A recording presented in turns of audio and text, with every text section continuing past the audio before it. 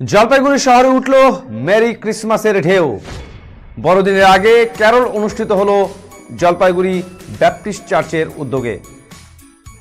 এর সঙ্গে হাজার বছর পরে আজও সারা বিশ্বের মানুষের দরজায় দরজায় এই ঋতু সম্বন্ধীয় আনন্দের স্তব গান ও ক্যারল গেয়ে বেড়ানো হয়। 129 খ্রিস্টাব্দের আগে থেকেই বড়দিন পালনের জন্য বিশেষভাবে লেখা গানের ঐতিহাসিক রেকর্ড আছে। এই ক্রিসমাস গানগুলি প্রাথমিকভাবে ল্যাটিনে রচিত হয়েছিল, যেগুলোকে স্তব গান বলা হতো। ক্রিসমাস ক্যারলকে নোয়েলও বলা হয়। ক্রিসমাসের থিমের ওপর ভিত্তি করে লেখা গানগুলি ঐতিহ্যগতভাবে বড়দিনে গাওয়া হয়ে থাকে। এই গানগুলি ক্রিসমাস ক্যারল ইউরোপে হাজার বছর আগে প্রথম গাওয়া হয়। সেই সময় এগুলি সাধারণত চার্চের বদলে বাড়িতেই গাওয়া হতো। ভ্রমণ গায়ক বা বাউলরা এই ক্যারল গান গাওয়া শুরু করেন এবং যেখানেই তারা ভ্রমণ করতেন সেখানকার স্থানীয় লোকেদের জন্য গানের কথা পরিবর্তন করতেন। এই জন্য কালক্রমে ক্যারল বা ল্যাটিন ভাষায় ছিল, পরে সারা বিশ্বে ছড়াবার সাথে সাথে অনেক ভাষার রূপান্তর হয়। ইতিহাস বলছে এই ক্যারলস জনপ্রিয় হয়ে ওঠার আগে ওয়েটস নামক সরকারি সংকীর্তন গায়করা এই গান গাইতেন, কারণ তারা শুধুমাত্র ক্রিসমাস ইভেই এই গান গাইতেন।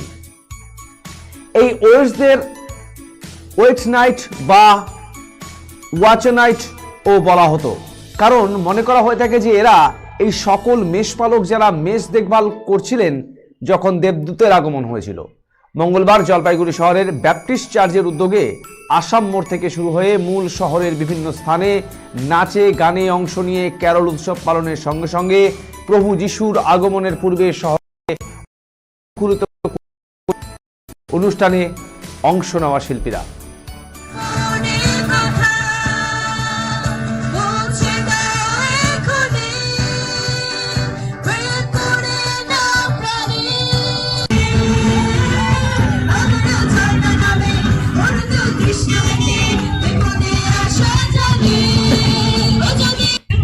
আমার নাম হচ্ছে জুলি দাস, জলপাইগুড়ি ফ্রেন্ডস ব্যাপটিস্ট। আমরা করলাম হচ্ছে 73 মোড় থেকে কদমতলা। আমরা এখানে করলাম হচ্ছে গান করলাম, সুসমাচার প্রচার করলাম ঈশ্বরের, এবার একটি ড্রামা করলাম।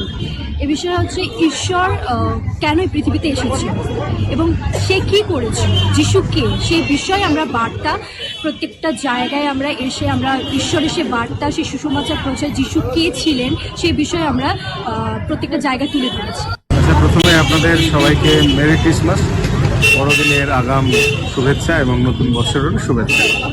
আমরা ফ্রেন্ডস ব্যাপটিস্ট চার্চের পক্ষ থেকে 2023-এর ক্রিসমাসকে আমরা শহরের বিভিন্ন কর্নারে কর্নারে শহরে ক্যারল বলে আমরা একটা নাম দিয়েছি এবং আমরা শহরের বিভিন্ন কর্নারে গিয়ে উদ্দেশ্য একটাই, দেশ পৃথিবী একটা অশান্তিময় পরিস্থিতিতে রয়েছে, দেশ দেশের বিরুদ্ধে, ধর্ম ধর্মের বিরুদ্ধে, এবং সেই সমস্তের ঊর্ধ্বে যে শান্তির সম্প্রীতির ভাবনা থাকা উচিত প্রত্যেকের মধ্যে, এবং সেই প্রার্থনা প্রথমে করছি। আমরা নিজেরা সেই শান্তির বার্তা দিচ্ছি এবং সকলের কাছে সেই শান্তির বার্তা যে যীশু খ্রিস্ট